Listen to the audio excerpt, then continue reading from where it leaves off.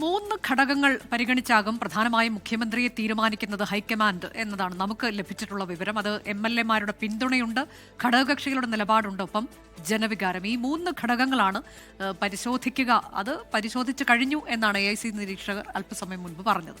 അതെ, 3 നേതാക്കളുമായും AICC നേതൃത്വം ഇന്ന് ഫോണിൽ സംസാരിച്ചേക്കും.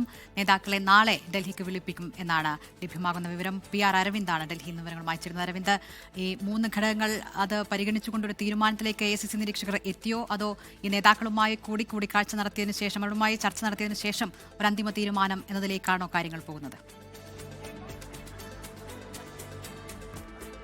അല്പസമയം മുമ്പാണ് AICC നിരീക്ഷകർ റിപ്പോർട്ട് കോൺഗ്രസ് അധ്യക്ഷന് സമർപ്പിക്കുകയും അവിടെ നിന്ന് മടക്കുകയും ചെയ്തു. അതിനുശേഷമാണ് നിരീക്ഷകർ വ്യക്തമാക്കിയത് 3 ഘടകങ്ങൾ പരിശോധിച്ചുകൊണ്ടായിരിക്കും ഒരു അന്തിമ പ്രഖ്യാപനത്തിലേക്ക് കോൺഗ്രസ് ഹൈക്കമാൻഡ് കടക്കുക. അതിൽ ഏറ്റവും പ്രധാനപ്പെട്ടത് MLA-മാരുടെ പിന്തുണയാണ്, മറ്റൊരെണ്ണം ഘടകകക്ഷികളുടെ നിലപാട്. ഇതുകൂടാതെ തന്നെ ജനവികാരം കൂടി ഒരു മാനദണ്ഡമായി എത്തും എന്നതാണ് നിരീക്ഷകർ ഇപ്പോൾ വ്യക്തമാക്കിയിരിക്കുന്നത്. എന്തായാലും 3 നേതാക്കൾ, ഈ മുഖ്യമന്ത്രി പദത്തിലേക്ക് എത്താൻ ശ്രമിക്കുന്ന 3 നേതാക്കളുമായി നേതൃത്വം ഇന്ന് തന്നെ സംസാരിക്കുമെന്ന സൂചനകളുമുണ്ട്.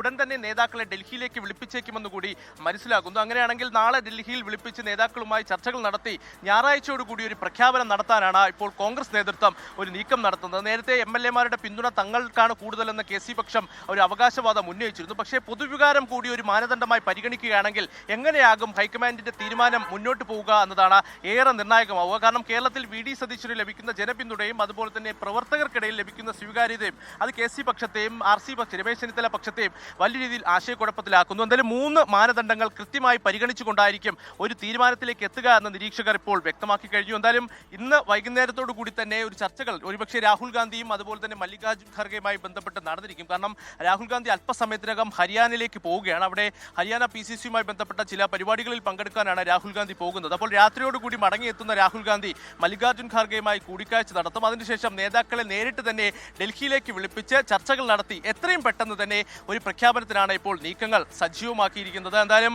നമുക്കറിയാം MLA-മാരുമായി ബന്ധപ്പെട്ട ചില ചിത്രങ്ങളെല്ലാം ഇന്ന് പുലർച്ചയോടുകൂടി പുറത്തു വന്നിരുന്നു. എന്തായാലും ആ ചിത്രങ്ങൾ യഥാർത്ഥ രേഖയല്ല എന്നുകൂടി നിരീക്ഷകർ വ്യക്തമാക്കുകയാണ്. ആ ചിത്രങ്ങളിൽ പറയുന്നതല്ല യാഥാർത്ഥ്യമെന്ന് കൂടി ഒരിക്കൽ കൂടി ആ നിരീക്ഷകരായ മുഗൾ വാസനിക്ക് വ്യക്തമാക്കുന്നു. എന്തായാലും ചർച്ചകൾ വരും മണിക്കൂറുകളിൽ വലിയ രീതിയിൽ നടക്കും. എന്തായാലും ജനവികാരമടക്കം ഒരു മാനദണ്ഡമായി പരിഗണിച്ചുകൊണ്ട് തന്നെ മുന്നോട്ട് പോകും എന്നതാണ് ഇപ്പോൾ ഈ നിരീക്ഷകർ വ്യക്തമാക്കിയിരിക്കുന്നത്. ഡൽഹിയിൽ നിരീക്ഷകർ പങ്കെടുത്ത കൂടിക്കാഴ്ചയിൽ കേരളത്തിന്റെ ചുമതലയുള്ള ജനറൽ സെക്രട്ടറി ദീപാദാസ് മുൻഷിയും പങ്കെടുത്തിരുന്നു. അതേസമയം KC വേണുഗോപാൽ, നമുക്കറിയാം ഈ മുഖ്യമന്ത്രി പദത്തിലേക്ക് രണ്ടു പേർക്കൊപ്പമുള്ള KC വേണുഗോപാൽ ഈ ചർച്ചയിൽ പങ്കെടുത്തിരുന്നില്ല. താൻ മാറി നിൽക്കുകയാണ്, ഇത്തരം ചർച്ചകളിൽ താൻ ഇടപെടുന്നില്ല എന്ന സന്ദേശം കൂടി തന്നെയാണ് KC വേണുഗോപാൽ ഇതിലൂടെ നൽകിയിരിക്കുന്നത്. എന്തായാലും വരും മണിക്കൂറുകളിലും ഡൽഹിയിൽ അടുത്ത കേരള മുഖ്യമന്ത്രി ആരാകണം എന്ന കാര്യത്തിൽ ചർച്ചകൾ തുടരും. എന്തായാലും നാളെ തന്നെ ചർച്ചകൾ തുടരുന്നതിൽ ഏറ്റവും പ്രധാനം ദിൽന ഇപ്പോൾ ഈ MLA-മാരുടെ പിന്തുണ എന്നതിനപ്പുറത്തേക്ക് ജനവികാരം, ഘടകകക്ഷികളുടെ പിന്തുണ ഇതുകൂടി പരിഗണിക്കുമ്പോൾ എങ്ങനെയാണ് ഒരു തീരുമാനത്തിലേക്ക് ഇവിടെയും ഹൈക്കമാൻഡിന് എത്താൻ കഴിയുക? അത് കൂടുതൽ കോംപ്ലിക്കേറ്റഡ് ആവുകയാണോ, വലിയ തലവേദനയായി മാറുകയാണോ എന്നൊക്കെയുള്ളതാണ് ചോദ്യങ്ങൾ. അതിന്